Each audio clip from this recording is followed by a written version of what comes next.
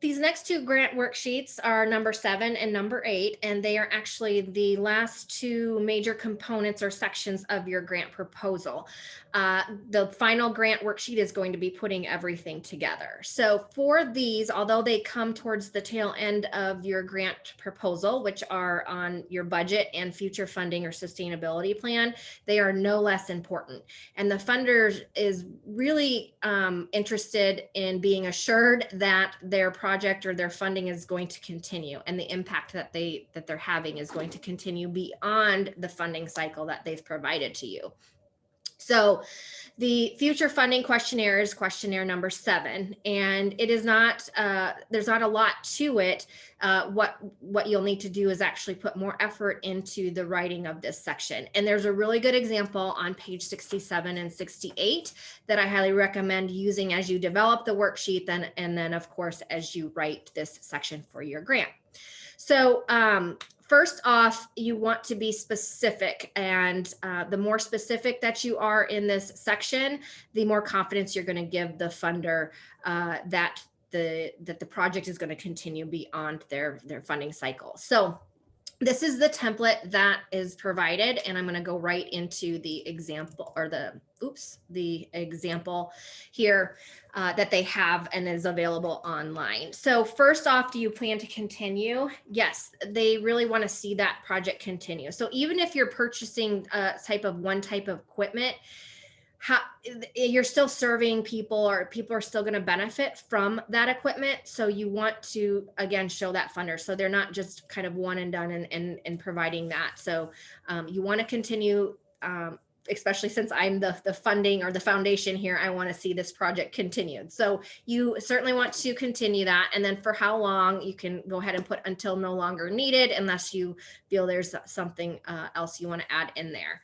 Resources that are needed down here, there's some good examples, include both direct and indirect. There's some good examples online, but again, any more specific. So when it says staffing, if you have specific staff, like a counselor or a social worker that is going to be needed, be specific there instead of just blanket staffing.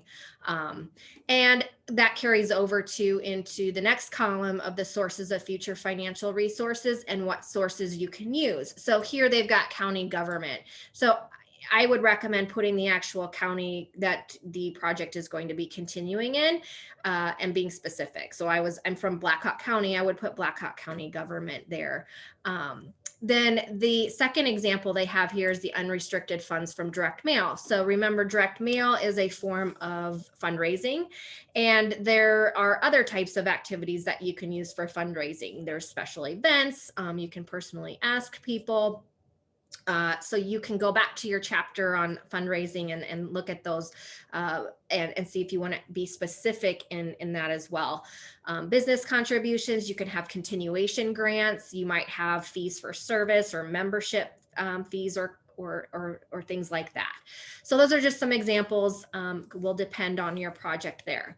Then the last column on this worksheet is the internal requirements. So the internal plans, specifically as they relate to the future funding. And so this is also going to include personnel and who's going to carry that project on. So what staff in particular is going to make sure that project continues. And that also, and in addition to the continuation of the project, who's going to be responsible for grant writing or fundraising. So they want to see that the organization has capacity for that.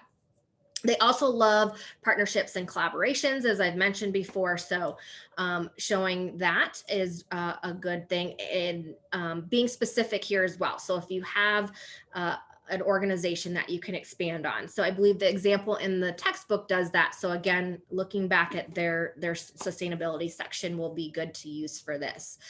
One other thing, when you say this, you could also, in terms of collaboration or looking to expand the project as it relates to future funding or the project continuing, maybe if you were doing a project, let's say for the YMCA, we have 3 YMCAs in this community. So maybe there would be some collaboration and partnerships with the other 2 Ys so that the program could even expand and reach more, and you could capitalize on the resources there. So just another example. And you can use in-kind donations as well, from individuals on different internal requirements. So that is what you want for your future funding questionnaire.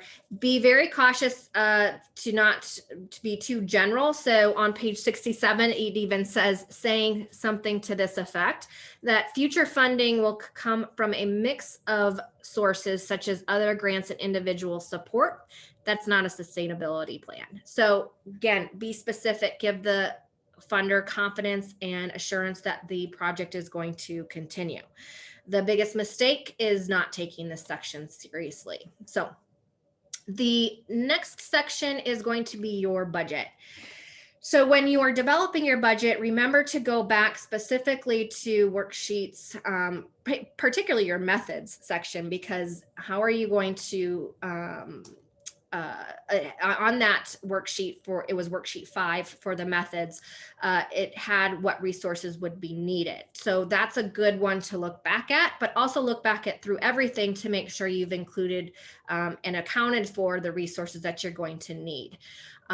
Another way of looking at this is think about if you're doing a service for people, how many people you plan to serve for maybe certain types of supplies that might be needed. So you would have very different budget for 10 students or participants or clients versus 100. So that can also help in terms of quantifying how much you want to ask for something. So keep in mind, this is just a very simple template here. I'm going to give a couple recommendations for doing this, but I would actually use this worksheet more as to help you in creating your own table. And I'm going to show you a different example, the example from the sample grant proposal that was submitted versus one from the text. This one actually was a little more confusing than it was worth. So I took that out and I actually changed the top here because it was quite confusing.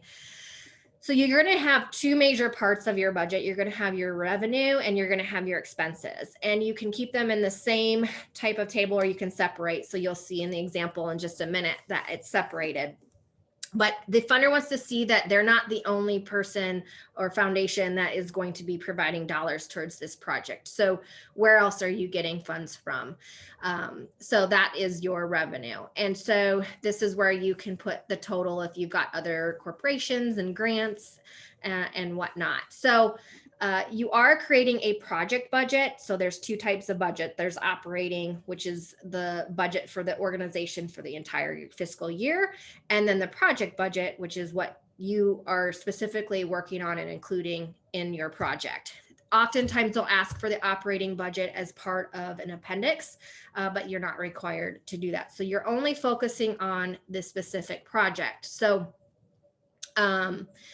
on the revenue side, you're going to have your total here, and you're just going to have a total revenue coming in. Okay. Then for expenses, this is where you can include in-kind contributions. So the total is how much you would need to have that project successfully implemented. So if you needed let's say a full-time counselor, I know there's a couple of projects around mental health and you might want a full-time psychiatrist or counselor in there. What is the salary there? Or if they're not going to be full-time, prorate it to, if they're going to spend a fourth of their time on the project. Let's say they make $100,000, they're going to do 10 hours a week on it. So 25,000 would be here. However, the organization might say, we're going to, carve out this 10 hours specific for this project.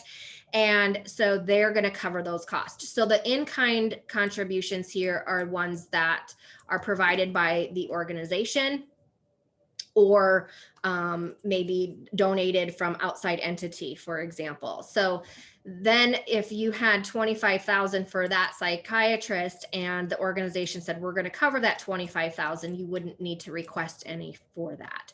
So the funders do like to see in-kind contributions. It is up to you if you include in-kind contributions. I'm not looking that you create this huge, very detailed difficult budget. I don't want you to get hung up on that, because it versus really asking for specifically what you need, and trying to create all these in-kind contributions. However, it also depends on your project here. But think of all the components. I've got a couple of people doing projects, grant funding for vans, to expand transportation services. So you need more than a van. You're going to need a driver, where that may be in kind, that there's going to be a volunteer driver. I worked at a food bank. All of the drivers there were volunteer. But you also need insurance for the driver and for the vehicle. So, and maybe gasoline, if you want to include that in there, or maybe that's going to become part of the operating expense of the organization. So just think of go back to those methods and include the items here. When you include your budget or put your budget into your final grant proposal, only list what you are going to be asking for. Sometimes funders will actually give you a template for this, and they say, I want you to put everything into this template, and you will put 0. So if you're not going to need office rent, you'll have a 0.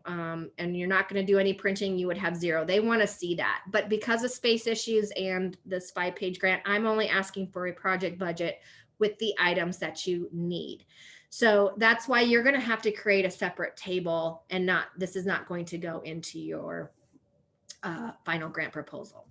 The second big piece of the budget is to include budget justifications for the line items. So again, this is a space issue. So I'm going to show you an example of written as a paragraph, but it is often requested that you have justifications for each. So if I was going to have office rent, for example, then I would write after my table with office rent, let's say I needed $12,000 for office rent.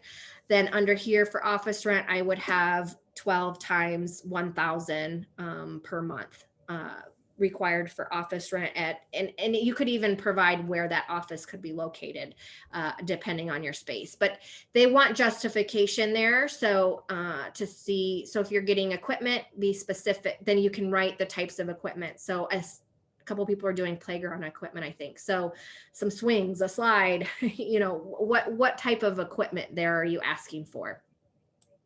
So like I said, I did not include the books example, but what I'm providing for is the example from the grant proposal from a previous student. So there is a short paragraph as well that you can include. The sample budget is provided in the textbook, and you can see how she did that here with how including that total cost, what you would actually be asking from the funder, and then clarifying that below. So they have their revenue here separate, and then the expenses here below. My recommendation, make it very clear this is the revenue. They like revenue and expenses versus income, and then have an expense table here. And then so you can see these were the in-kind. So use the headers that of in-kind versus existing expenses as well. So keep that in mind. So this, they're not asking for this. And then the costs here below. Now, what this person did not do is include those justifications that I just said that I would like to see. So I want to see printing. This was in paragraph form, but I want to know. So if you're doing it in paragraph form, that's fine, but you need to detail what $1,000 for printing is going towards a little bit more detail. So as your funder, I want more detail around them. It doesn't need to be super detailed and you don't have a lot of space, but definitely include that. You can have it bulleted as well after the budget. And this was their example of the future funding as well, if you want to go back to that. But even so, there was room here to include those justifications. You should hit that 5 pages. when it comes to writing your final grant. So again, these two sections, although they come towards the end, they are very critical and important to the funder. And so you want to make sure and be detailed in them. So when you go to submit your budget, you can choose to submit it here. And so you can see if what my recommendations in terms of the costs or what you're asking for and where you're asking for it.